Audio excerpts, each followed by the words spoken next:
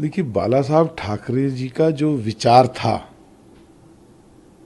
वो बिल्कुल एकदम अलग था। और आज की तारीख में उद्धव जी जो कांग्रेस के साथ और एनसीपी के साथ जाकर के जिस तरह की बात कर रहे हैं, ये विचार एकदम अलग है।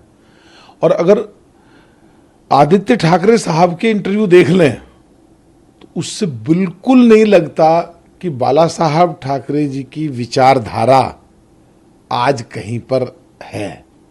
केवल और केवल ऐसा लगता है कि उनको कुछ भी करो, कैसे भी करो, बीजेपी की खिलाफत करो, चाहे बाला साहब ठाकरे जी के विचारों की भी चाहे खिलाफत हो जाए।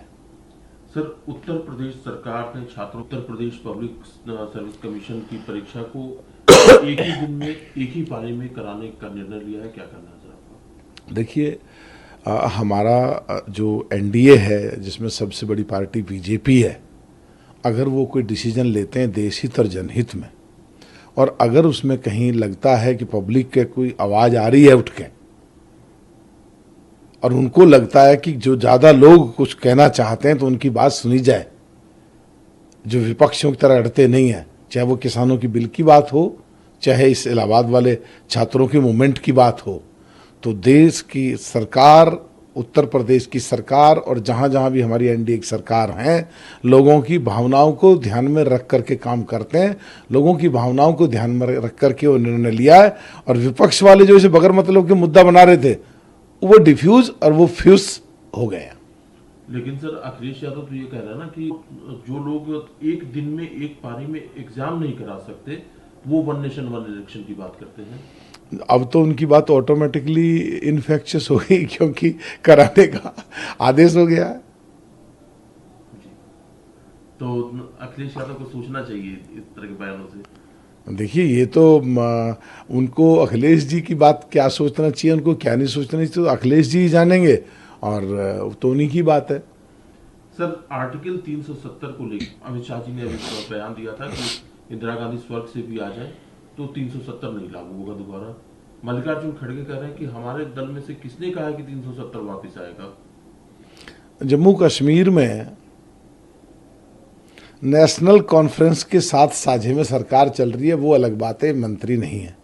तो पहले खड़गे साहब, उमर अब्दुल्ला साहब और फारूक अब्दुल्ला साहब से पूछ लें कि वो क्या कहते हैं, और उनके जवाब के बाद ये निर्णय लें उनके साथ सरकार में रहेंगे कि नहीं रहेंगे। और ये पहले जो जम्मू कश्मीर में चुनाव हुए थे, उन रैलियों के भाषण निकाल के माननीय राहुल गांधी जी की स्पीच सुन लें, फिर खड़गे साहब अपने खुद स्टेटमेंट देख लें और गिरेबान में झांक लें कि खड़गे साहब पहले वाले ठीक हैं, राहुल गांधी जी जम्मू कश्मीर के चुनाव वाले ठीक हैं, या खड़गे साहब का आज का बयान ठीक है।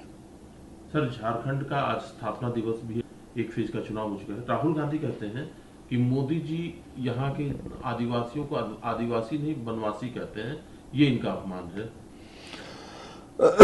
देखिए, क्या टर्मिनोलॉजी यूज की जाए, बात तो ये है कि जिन आदिवासियों को ध्यान में रख करके उस प्रदेश की उत्पत्ति हुई थी,